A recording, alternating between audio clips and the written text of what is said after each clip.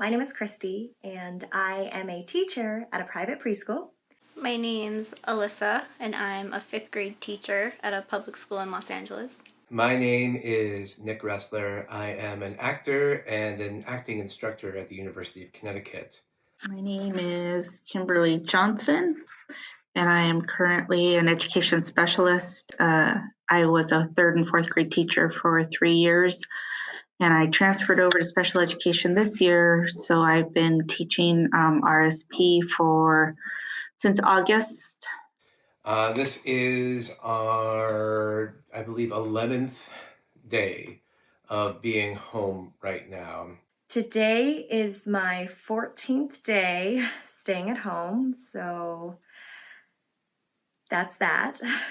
I'm on day 14 of being home.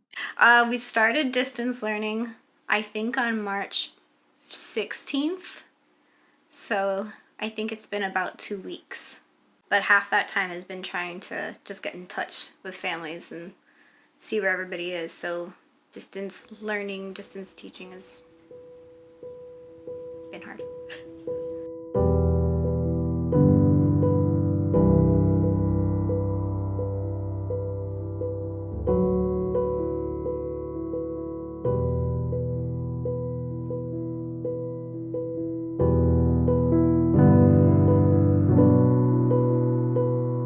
Monday through Friday, I give myself about an hour to get ready and have breakfast. I get dressed how I would have going to school. I get myself mentally prepared. I continue to get up around 6 or 7 o'clock in the morning. I've been waking up around like 7:30. I work out, I have my coffee, I start my day. Getting up in the morning, I try to run or we try to go on a walk together for a good distance just to be outside and get some exercise. At about 10 a.m., we start a morning meeting. So it's 3 teachers and the kiddos come online via Zoom, and we do this virtual morning with them. So we sing the morning songs and we talk about their day, which I think is really lovely for them to see their teachers. The first successful Zoom meeting we set up, the first student who came on, we both had huge smiles on our faces, which not just, recognition, but we did it from afar, setting it all up. But it was just nice to see each other and make contact. So today I had my first Zoom meeting and I invited 25 students. However, 4 of them showed up for about a 30-minute Zoom meeting. And it was mostly just checking in with them to see if they needed anything. But they're 3 years old, so it's definitely a challenge. And developmentally, they only last about 20 minutes. We sometimes do a story time. Whatever we can do from our homes that makes sense for the kiddos at their homes. And then I answer emails, talking to parents, planning FaceTime, Zoom, any virtual meetings with the parents to make sure we're supporting them. Training for how to use different digital platforms. Get some extra training on Zoom and whatever digital platforms I could. Preparing lessons. Zoom meetings between staff and our grade level teachers. Meetings with my teaching team, meetings with the director of my school. I'm in grad school too, so I'm trying to complete assignments for that. Whatever we can do virtually to keep the school running from our homes. And then I have lunch. I don't know, it's a busier day than usual. I feel like I'm working harder than usual, even though I'm home the whole time.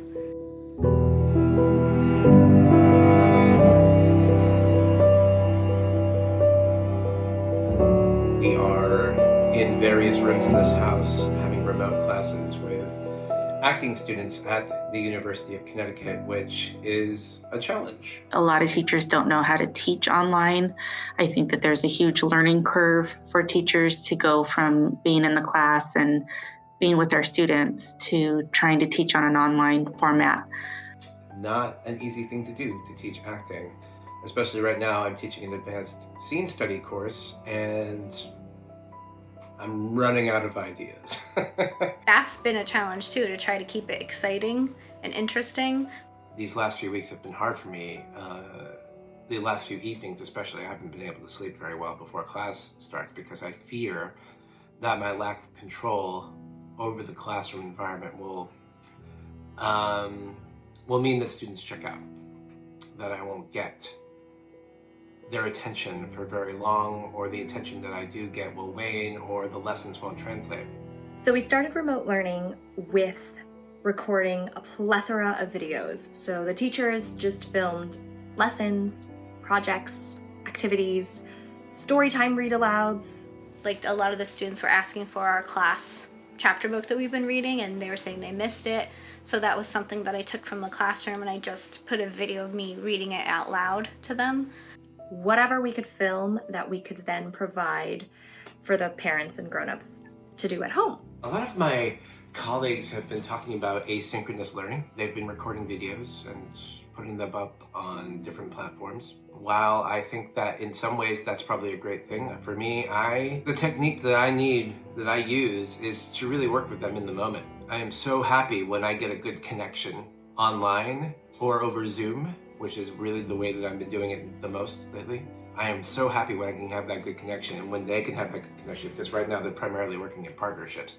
So if they can work off their partner, if they can move, if they can use gesture, if that can translate and they can see that across the screen with their other partner, then we start to get somewhere. The minute I get any kind of lag, the minute somebody's Wi-Fi kicks out, it's all over. I mean, I have a lot of ideas that I'm playing around with that I'm still learning how to do on the computer. But now that I, have a very small command of Zoom, I found that you can change like the virtual background. So I have this makeshift green screen from a roll of butcher paper I took from my classroom. And now I have different backgrounds. So today during our meeting, we were in the Grand Canyon and like things like that. And I'm actually trying to develop right now a way of doing a showing of these scenes that might involve Zoom backgrounds that people pick out. It's morning becomes Electra. And so I'm thinking about what could we do? And there's actual interest in people seeing these too, from the faculty and from their other BFAs in the program. So it's a little bit of both. Keep it exciting and interesting and unusual, but also some familiarity. That's something that they might want, that sense of comfort right now in this unusual time. Consistency is so important for any children, especially at this age, and they've lost that. But of course, this is going to be different for every individual family.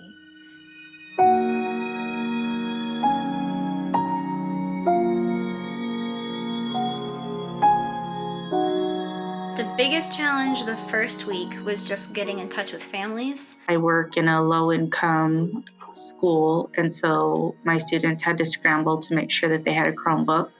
Now we're faced with the challenge of them not having a hotspot or Wi-Fi connection, because a lot of them don't have that.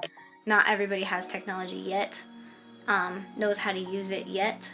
So because of that, I don't even know if they can do the work that we're providing. So I have one student that told me today that he's going from his cousin's house back home while his mom is trying to scramble to find work because she's a single mom. There are parents too who are still working, who have other children who, don't recognize the number, so they're not answering. Like, things like that have been going on. So just contact has been the biggest challenge. So there's a lot on them, and now we're expecting them to log in and figure out how to learn online and become independent learners, and they're already trying to overcome a learning disability. So that's really tough to know where they're coming from.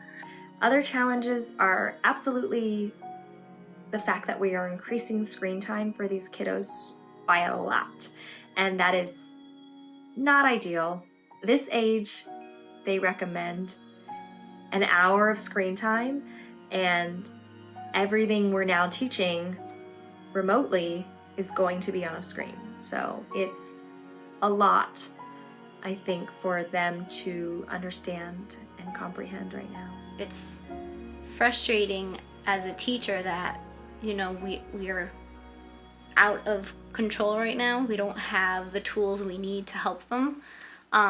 And because we can't, just kind of like lean over their desk and show them how to do it or guide them through the process, like it's been difficult. There's a lot probably going on in their homes. I know that just because of friends that work in different healthcare fields, I know that there's a lot of issues with domestic violence right now and suicide and people not knowing, and that impacts the lower economic communities more so than maybe an affluent community, because the students and everybody, they don't have the resources. I think the hardest part for me was when I said that the school district was giving out food bags for the students for lunch, to find out that all of them didn't know about that and that they all sounded like they needed the food. So knowing that my students aren't eating, that's tough. I want them to eat.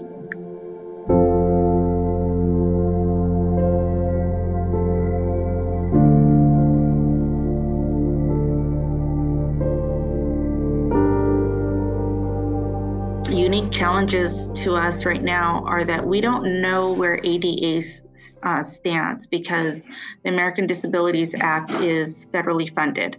So we've received a few emails that says that the government is not quite sure what they're going to do with the ADA, which means that my students will not get services, which means that my position is no longer funded 50% from the government. So with the government handing out the stimulus checks and everything else that's going on, I don't know what's going to happen. Because of everything that's going on, I don't know, I just feel like I have been having a hard time dealing with things. Like the first time going to the grocery store and trying to, keep my distance from everybody, I had kind of like a mild panic attack just because it was a lot scarier than I thought it would be. And I usually love going to the grocery store and go way more frequently than I need to. And now I think this is how like agoraphobia is born. I think in tough times you just want to be, around loved ones. And it's tough, I think, to think about. We don't know when we can do that again. So we'll just cross our fingers and hope for the best. So that's definitely a challenge. It's still just overwhelming sometimes, and I've found myself like calling my dad the other day to check on him, and I ended up sobbing about how stressed out I am. And that's not something that I meant to do. It just kind of came up. So it lets me know that I need to be gentle with myself and take breaks and slow down, but it's really hard to do when I feel a lot of things mounting, and like a lot of responsibility to do things for the kids and for my colleagues. But it's just been a lot all at once. I have an elderly mother-in-law that's 80 years old, and she has a chronic issue with Crohn's disease.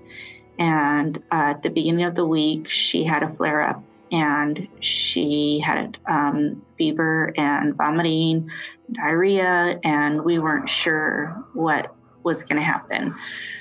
So she was crying. She's very upset.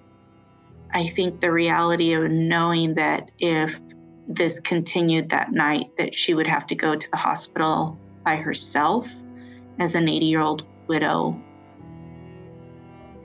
wasn't a good thing, and something that we had to process through. My husband called the local ER, and he called the fire station. He recently retired from the fire department, and I'm very thankful for that. And he called some friends, and they said, do not take her to the hospital because she will 100% be exposed. So we decided to pray and wait this out and have her take the medication that the doctor had given her from the previous time. And we called her every half an hour from about 4:00 in the afternoon until about midnight. And then at midnight, she said she thought that she could sleep for the rest of the night. And I'm so thankful to God that she did, because I don't know what we would have done if she wouldn't have been able to sleep. And make it through the night.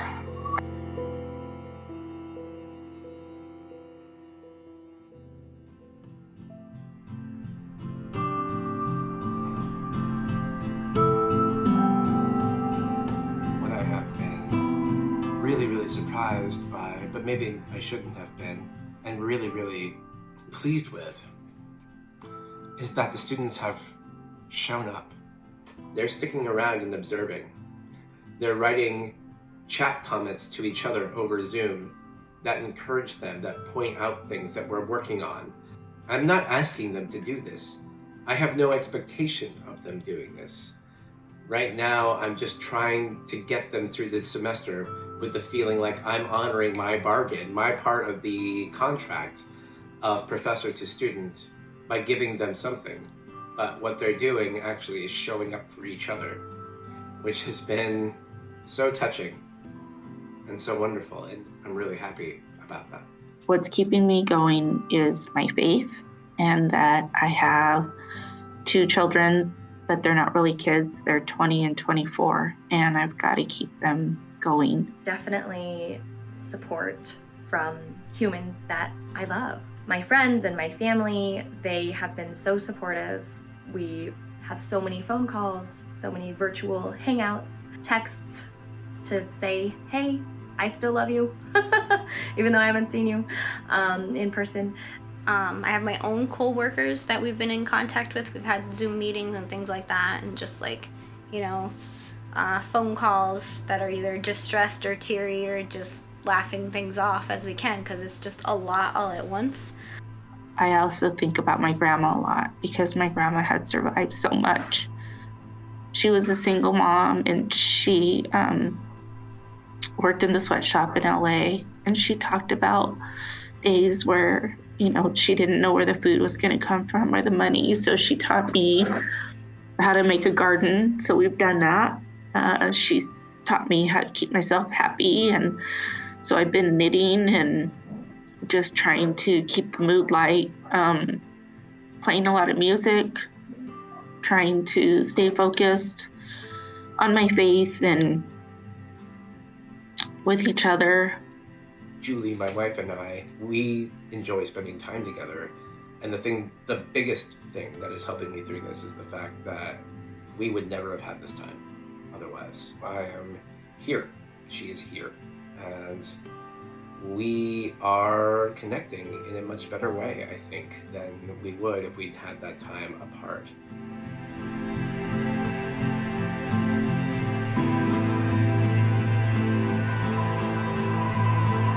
This is a lot for parents.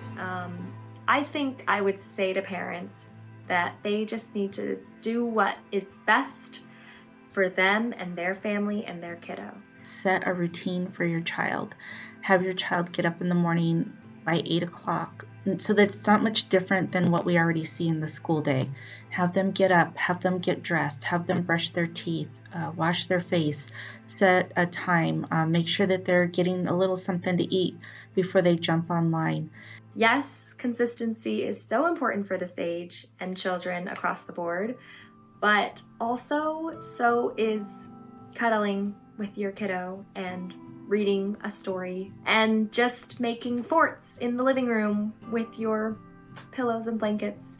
If they're home with their kids, this is a really good time for them to have them make a recipe in the kitchen. There's a lot of hands-on learning that can happen right now, so you can go over fractions and measuring, making a recipe.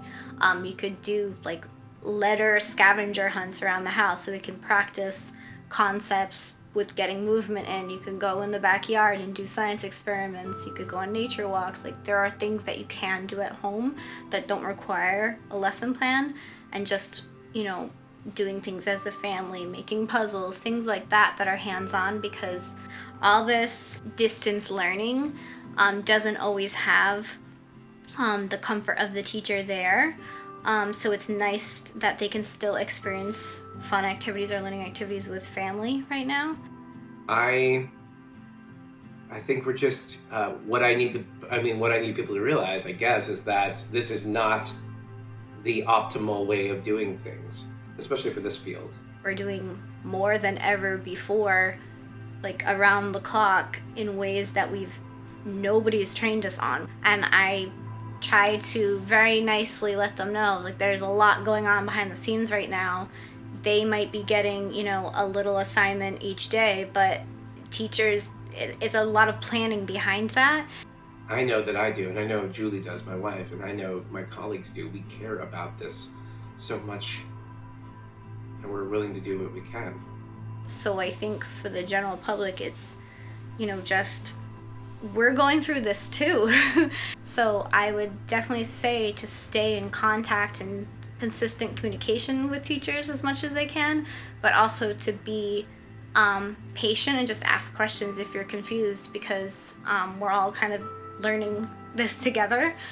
I think we just need to be thankful to the helpers in the world right now, and I think we have to be extra kind to each other, because right now that is more important than ever. I've learned not to take anything for granted, not even a hug. I'm thankful for hugs, and I'm thankful for friends. And I'm really thankful for the internet right now, being able to see my people so that I could just laugh with them and comfort one another, even if it's just seems really impersonal right now. Thank you.